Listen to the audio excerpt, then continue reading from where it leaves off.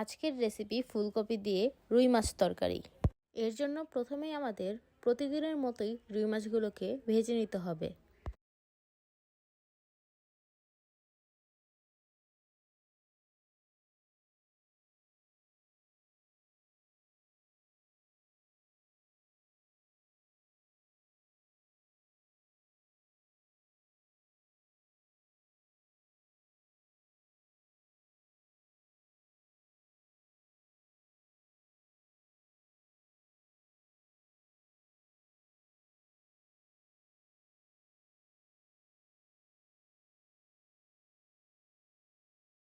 মাছগুলো ভাজা শেষে অন্য একটি কড়াইয়ে তেল দিয়ে দিচ্ছি।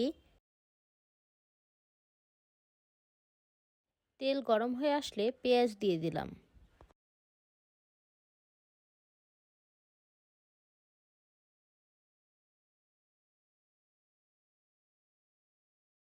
আগে থেকে একটি বাটিতে কিছু মশলা রেডি করে রেখেছি, সেই মশলাগুলো দিয়ে দিচ্ছি। এখানে আছে পেঁয়াজ বাটা, আদা রসুন বাটা, মরিচ বাটা, হলুদ গুঁড়ো, ধনিয়া গুঁড়ো ও লবণ।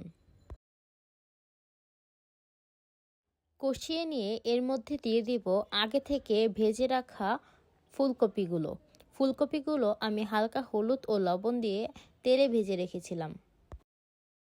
মশলার সাথে ফুলকপিগুলো ভালো মতো মিলিয়ে নেব। এবার সামান্য পানি দিয়ে ঢেকে দিচ্ছি।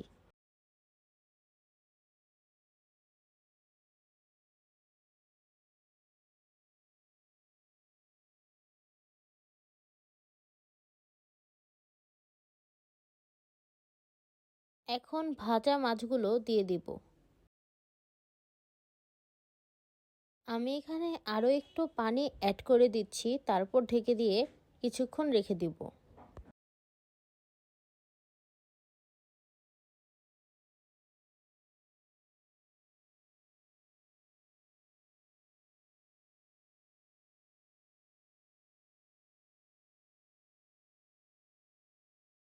হয়ে এলে ধনেপাতা কুচি দিয়ে দিব।